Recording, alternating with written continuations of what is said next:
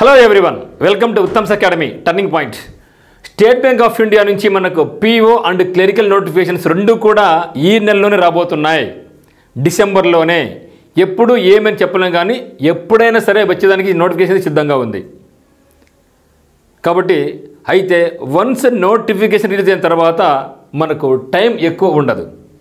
అందులో మొట్టమొదటిగా మనకు వచ్చేది ఎస్బీఐ పీఓ, తర్వాత వచ్చేది ఎస్బీఐ క్లరికల్. అంటే with in span of 2 weeks తేడాతో రెండు కూడా వస్తాయి. పీఓ పరంగా ఎత్తుకుంటే మీకు శాలరీ స్టార్టింగ్లో 1 lakh ఉంటుంది. క్లరికల్ పరంగా ఎత్తుకుంటే మనకి శాలరీ దాదాపు 40,000 వరకు వస్తుంది. సో ఇది అద్భుతమైన అవకాశం. మరే ఇతర బ్యాంక్ ఇవ్వనటువంటి శాలరీ ఉంటుంది, మరి ఇతర బ్యాంకులు ఉండలేనటువంటి నేమ్ ఫేమ్ కూడా ఇదే బ్యాంకులో మనకు వస్తుంది. ఎందుకంటే చాలా పెద్ద ఆర్గనైజేషన్, పెద్ద సంస్థ, పని కూడా ఉంటుంది. దానికి తగ్గట్టుగానే మనకి శాలరీ కూడా మిగతా బ్యాంక్స్తో పోల్చుకున్నప్పుడు ఇక్కడ ఎక్కువే ఉంటుంది. అందువల్ల ఎవరైతే స్టేట్ బ్యాంక్ ఆఫ్ ఇండియాలో జాబ్ చేయాలనుకుంటున్నారో, ₹1,00,000 పైగా జీతం కావాలనుకుంటున్నారో, మీరైతే మాత్రం మీ యొక్క ప్రిపరేషన్ ఇప్పటి నుంచి కొనసాగించండి. మీరు జూనియరా సీనియరా సంబంధం లేదు. ఇక్కడ ఎవరైతే రెగ్యులర్గా ప్రాక్టీస్ చేస్తూ ఉంటారో, మంచి నమ్మకంతో ఉంటారో, సెల్ఫ్ కాన్ఫిడెన్స్తో ఉంటారో వాళ్ళకి జాబ్స్ వస్తూ ఉంటాయి. వాళ్ళు 1 మార్కుతో పోయింది, 2 మార్కులు పోయింది, అది కాదు కావాల్సింది. ఎవరైతే రెగ్యులర్గా సిన్సియర్గా ప్రతిరోజు ఎగ్జామ్ రాసుకుంటూ దాన్ని అనలైజ్ చేసుకుంటూ ఎక్కడ తప్పు చేశాం, దాన్ని ఓవర్కమ్ చేసుకోవాలా అనుకుంటూ వెళ్తారో వాళ్ళకైతే మాత్రం ఖచ్చితంగా సక్సెస్ వస్తాయి మిత్రమా. మరి ఇటువంటి అవకాశం మళ్ళీ రాకపోవచ్చు. ఎందుకంటే 15,000 జాబ్స్తో State Bank of India notification రాబోతూ ఉంది.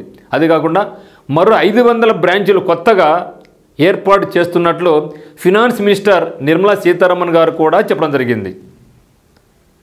ఎస్బీఐ చైర్మన్ కూడా చెప్తున్నారు, మేము 15,000 జాబ్స్ ఇస్తున్నాం అనేసి.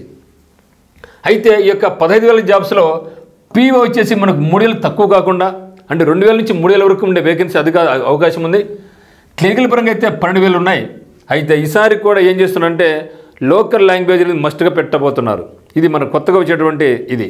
అంటే ఏ స్టేట్లో వాళ్ళు అదే స్టేట్లో రాసుకునే విధానం రాబోతూ ఉంది. ఇప్పటికే మనకు ఇండియన్ బ్యాంక్ ఆఫ్ ఎల్బీఓ రావడం జరిగింది, ఆ విధంగా పీఓ. అదే మాదిరిగా ఇప్పుడు మనకు యూనియన్ బ్యాంక్ ఆఫ్ ఇండియా కూడా ఎల్బీఓ, లోకల్ బ్యాంక్ ఆఫీసర్స్ కూడా ఏ స్టేట్ వాళ్ళకి అదే స్టేట్లో ఉండే అవకాశం రావడం జరిగింది. అదే కూడా స్టేట్ బ్యాంక్ ఆఫ్ ఇండియా కూడా ముందడుగేస్తుందేమో అని చాలామంది అనుకుంటున్నాం.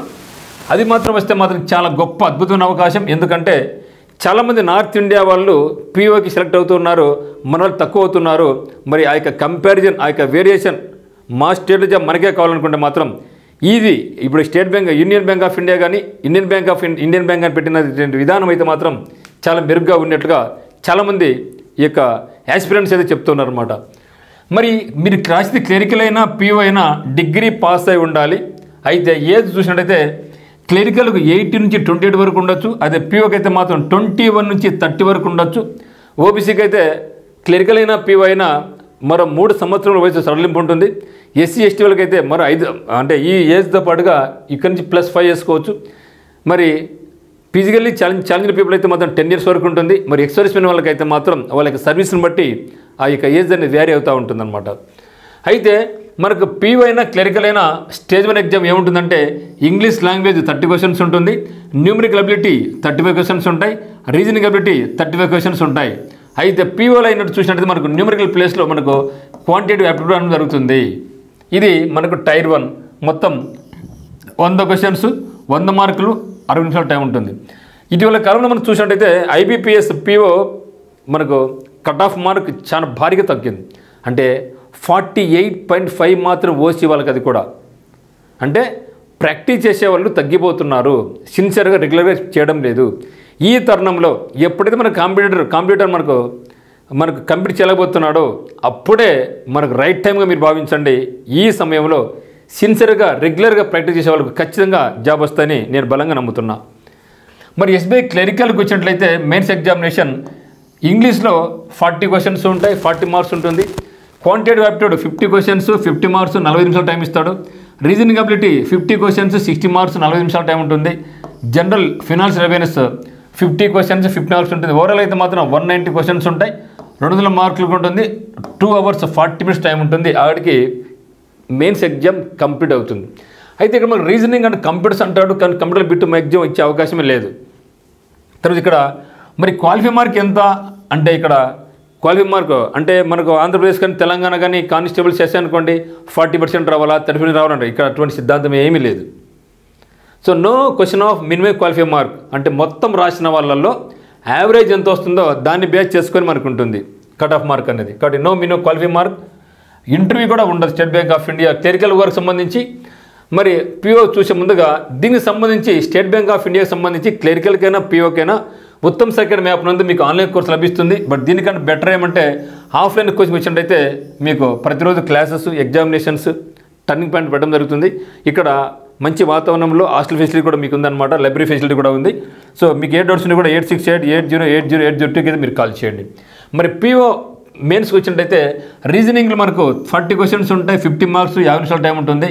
డేటా అనాలిసిస్ అండ్ ఇంటర్ప్రిటేషన్ నుంచి 30 క్వశ్చన్స్, 50 మార్క్స్, 35 మినిట్స్ ఉంటుంది. మరి చూస్తే ఇక్కడ general bar economy bar banking awareness 50 questions, 60 మార్కులకు 40 నిమిషాల టైం ఉంటుంది. అంటే మన ఎందుకంటే ఇది 50-60 మార్కులు కాబట్టి మన బిగినింగ్ నుంచే మన స్టార్టింగ్ నుంచే మనమైతే మాత్రం బాగా ఫోకస్ చేయాల్సి ఉంటుంది. మరి English language 35 questions, 40 marks, 40 minutes ఉంటుంది.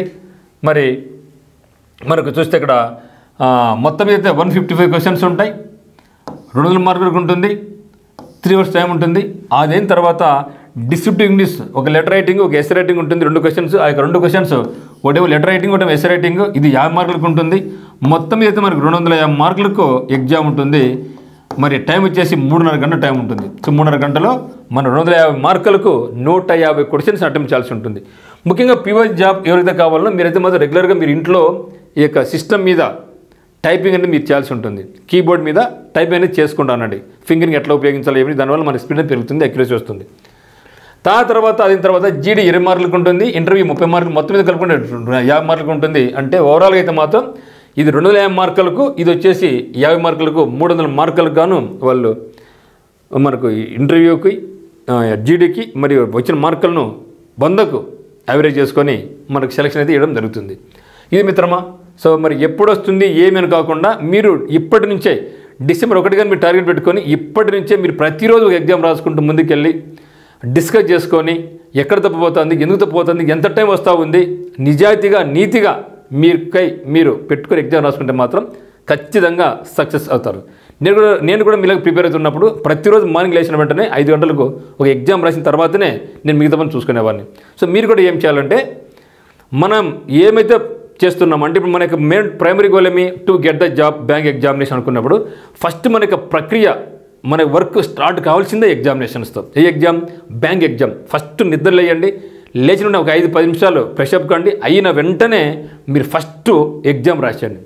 అది మీరు 4 లేసారా 5 లేసారా 6 లేసారా మీ చాయిస్. కానీ లేచిన వెంటనే ఫస్ట్ మనం చేయాల్సిన పని ఏమంటే ఎగ్జామ్ రా, ఆ తర్వాత మిగతా పని చేసుకోవాలి ఇంకంతే. సో ఈ ఎగ్జామ్ అనేది మీరు మర్చిపోగలరు. ఇంకా పొగలంతా ప్రాక్టీస్ అది చేసుకుంటాం, మీకు సిలబస్ అయ్యిందా లేదా మార్క్ తక్కువ ఏం సంబంధం లేదు. కానీ మీరైతే మాత్రం ఒక ఎగ్జామ్ రాయండి, ఖచ్చితంగా మీరు కూడా సక్సెస్ అవుతారు. మీకు ఏ డౌట్స్ ఉన్నా కూడా మనకి నెంబర్ కాల్ చేయండి. మరి ఆన్లైన్ కొరకు అయితే Uttam second map description link ఉంది, మన యొక్క కోర్స్ అయితే మీరు పర్చేజ్ చేసుకోవచ్చు. So thank you, all the very best.